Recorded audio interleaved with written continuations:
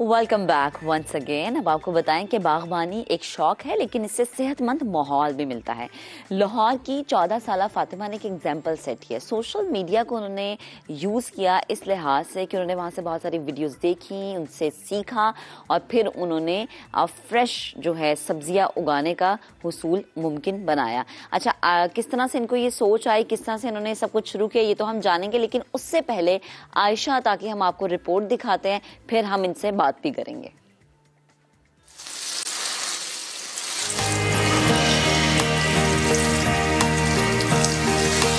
कहीं हरा प्याज और मूलियां तो कहीं पालक और हरा धनिया, हरे पत्तों में छुपी गोभी कमाल, तो यहाँ लाल लाल मूलियों की भी है बहार। चुकंदर, सलाद के पत्ते और ब्रोकली का भी है एहतमाम। सिर्फ यही नहीं, गाजरें और आलू भी हैं दस्तयाब। फातिमा के मुताबिक फारिग औकात में बागबानी इनकी बेहतरीन दोस्त है, जो पढ़ाई के बाद इन्हें बोर नहीं होने देती। यूट्यूब में सर्च किया कि मैं गार्डनिंग किस तरह कर सकती हूँ और सब्जियाँ किस तरह लगा सकती हूँ।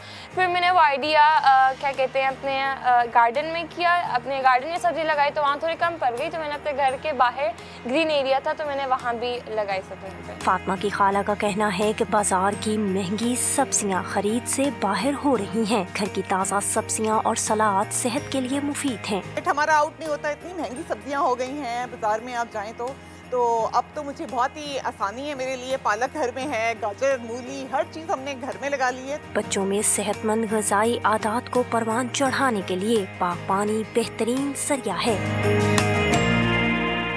बागबानी की सेहत अफजा सरगर्मी में मशगूल फातिमा अपने इस शौक से रोज़ाना ताज़ा सब्जियों का हुसूल मुमकिन बना रही हैं। कैमरामैन जवादिया के साथ आयशा आतासमा, लाहौर। चलें जी, रिपोर्ट हमने आपको दिखाई। फातिमा हमें ज्वाइन कर चुकी है, उनसे हम बात करते हैं। अस्सलाम वालेकुम फातिमा, गुड मॉर्निंग, कैसी हैं आप? वालेकुम सलाम, मैं ठीक, आप कैसे हैं? मैं बिल्कुल ठीक हूँ। और ये क्या कमाल कर दिया आपने, आप सिर्फ 14 इयर्स की हैं और इस 14 साल की उम्र में आपने बहुत सारे बड़ों को बड़ा सबक दे दिया कि भाई सोशल मीडिया अगर आप यूज़ करते हैं तो फिर कुछ काम भी कर लें। ये शौक कैसे पैदा हुआ? ये शौक़ मुझे बचपन से ही था, ये मेरी हॉबी थी और मैंने बचपन से अपने नाना अबू को देखती आ रही थी कि वो प्लांटिंग बहुत करते हैं, तो मैंने फिर यूट्यूब में सर्च किया और मैं जब बोर हो रही होती थी तो इट्स लाइक माय हॉबी, तो मैं सर्च करती थी, सीड्स लाती थी और मैं बोती थी और वो ग्रो गए। अच्छा, मुझे ये बताएं कि ये जो एक कॉन्सेप्ट है आपका, जहाँ पे दीगर ममालिक में ख़ास तौर पे ये जो इंडोनेशिया और मलेशिया और इस तरीके के कंट्रीज़ हैं, फार ईस्ट एशिया वाले, वहाँ पे ये कॉन्सेप्ट बहुत ज़्यादा फलता फूलता जा रहा है, क्योंकि आपको पता है ये आइलैंड नेशंस हैं और ख़ास तौर पे जब सी लेवल राइज हो रहा है तो इनकी ज़मीनें कम होती जा रही, तो उन्होंने अपने घरों में करना शुरू कर दिया है। फातिमा, कोई टिपिंग पॉइंट, स्टार्टिंग पॉइंट होता है जब आपने ये शुरू किया, तो आपको कितनी मेहनत लगी ये काम करने में, कितना वक्त लगा ये पूरा का पूरा प्रोजेक्ट इस तरह लाने में जिस तरह हम अभी देख रहे हैं? मुझे तकरीबन 2 मंथ्स लगे थे फॉर चीज़ें इकट्ठी करने में और फिर पूरा 5 मंथ्स फॉर ग्रोइंग, तो ये वक्त लगता था मुझे। फिर उनको टाइम पे पानी भी देना होता था, स्टडीज़ भी करनी होती थी, तो इसलिए फिर it's takes time for months.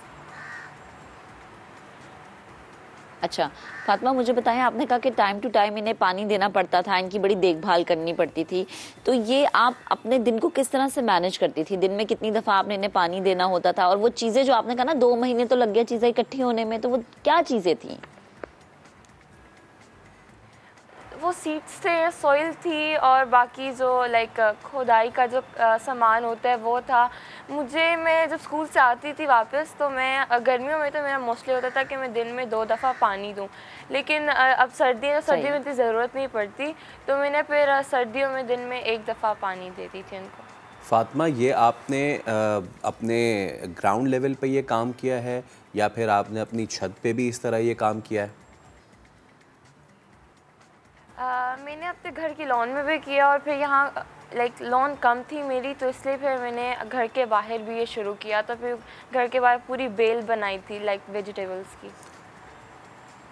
सही। तो फातिमा ज़रा मुझे बताएं कौन कौन सी सब्जियां जो है यहाँ पर हमें मिल सकती हैं अगर हम आए आपके घर तो? आपको पालक मिलेगी, मूली मिलेगी, गाजर, ब्रोकली, टमाटर, बंद गोभी और प्याज। वाह। अच्छा फातिमा मुझे ये बताएं कि हर सब्ज़ी का अपना सीज़न होता है और हम ये समझते हैं कि जी वो बस वो एक जगह वो लगी रहती है और उसके बाद वो उसका सीज़न ख़त्म हो जाता है। क्या आपने इसमें कुछ साइंस अप्लाई की कि आपने एक ही पोर्शन ऑफ सॉइल उसको बार बार यूटिलाइज़ किया for different purpose, for different types, for growing different types of vegetables, उस ये आपने कैसे किया? मैंने सॉइल तो सेम ही यूज़ की थी जो एक पे कर रही थी। वेदर का भी होता था कि कभी बारिश हो गई, कभी हो गया, तो उसमें वेजिटेबल्स को मैनेज करना थोड़ा मुश्किल था, लेकिन मेरी खाला ने मेरी मदद की, मेरे पेरेंट्स ने मुझे सपोर्ट किया। तो फिर फातिमा एक चीज़ मैं आपसे ज़रूर पूछना चाहूँगा कि एक तो सॉइल के साथ क्या आपने कंपोस्ट भी यूज़ किया था, पहली चीज़, और दूसरी चीज़ कहा यह जाता है कि पेस्टिसाइड्स जो है ना वो केमिकल्स वो सॉइल को बहुत ख़राब कर देते हैं, जो दुनिया एनवायरनमेंट फ्रेंडली होने जा रही है वो उसके इस्तेमाल को मना करती। तो क्या आपने अपनी सॉइल और अपनी सब्जियों को, अपनी क्रॉप को बचाने के लिए कोई नया तरीका इस्तेमाल किया या फिर आपने उसी तरीके से पेस्टिसाइड्स के साथ ही आप गई? नहीं, मैंने पेस्टिसाइड्स बिल्कुल यूज़ नहीं किए क्योंकि मैं चाहती थी कि कोई केमिकल और कोई बीमारी ना फैले, सब कुछ नेचुरली हो जाए। तो मैं सॉइल लाई थी, सॉइल के अंदर कुछ चीज़ें की एडिशन की थी जिसकी वजह से प्लांटिंग की थी। वैसे कोई पेस्टिसाइड्स नहीं यूज़ हुए थे। ठीक। अच्छा फातिमा मुझे बताएं कि आपने तो कहा ना कि ये आपने घर के लॉन में ये सारी चीज़ें की, लेकिन अगर किसी के पास स्पेस कम है और वो आपसे इंस्पायर हो रहा है तो वो किस तरह से अपना काम शुरू कर सकता है? मेरा मशवरा ये है कि उनको पॉट्स के थ्रू कर लेना चाहिए। अगर आप एक पॉट्स में सीव हो रहे हो तो फिर आपको पानी रूटीन से देना, फिर जब वो ग्रो होंगे तो आप फिर उसको किसी बड़े से मैदान में आप उसको दोबारा जाकर बोलो, फिर वो अच्छे से ग्रो हो जाएंगे। तो मैं तो यही दूंगी कि पॉट पे पहले कर लें, फिर वो ग्राउंड में आ जाए। ओके फातिमा आखिर में मुझे ये बताएं कि आप ने ये तो काम किया माशाल्लाह से और अब आप ख़ुद ये कर रही हैं, क्या आप फ्यूचर में इरादा रखती हैं कि इसको बड़े पैमाने पे ना सिर्फ इंट्रोड्यूस कराएं बल्कि लोगों तक लेके जाएं, उनको ट्रेन करें? जो लोगों ने अब बड़े बड़े वसीओरीज़ उनके पास जगह हैं या जिनके पास जगह नहीं, जिनके पास छतें हैं, वो अपना ना सिर्फ ख़ुद बना सकते हैं बल्कि सॉइल को भी बेहतर करने में बड़ा किरदार अदा कर सकते हैं। तो कोई इरादा है आपका ऐसा? जी बिल्कुल, मेरी पूरी कोशिश है। मैं सोशल मीडिया यूज़ करती हूँ लेकिन एक लिमिटेड टाइम के लिए। मेरा फेसबुक पे भी पेज है जहाँ मैं कोई भी प्लांट बोती हूँ तो या ग्रो करती हूँ तो उसकी पिक्चर कैप्चर करके अपलोड करती हूँ, इन्फॉर्मेशन देती हूँ, शेयर करती हूँ और इंशाल्लाह जल्द यूट्यूब चैनल भी खोलूँगी इसके through. Right on. Fatima thank you so much. और आपकी सबसे अच्छी बात जो कि अप्रिशिएट करने वाली है वो ये, यू डोंट यूज़ पेस्टिसाइड्स, और ये लेसन देना बहुत ज़रूरी है आजकल के जितने भी एग्रीकल्चर चल रही है उसको, कि आप पेस्टिसाइड्स सॉइल को बेहतर करने के लिए प्लीज़ ना इस्तेमाल करें, उससे सॉइल इरोजन होती है। आप पेस्टिसाइड्स पौधों में ना छिड़कें। आप सोचें ना, केमिकल आप सब्ज़ी पे छिड़क रहे हैं और वो सब्ज़ी मैं खा रहा हूँ तो मेरे अंदर भी तो केमिकल ही जा रहा है। Fatima thank you so much.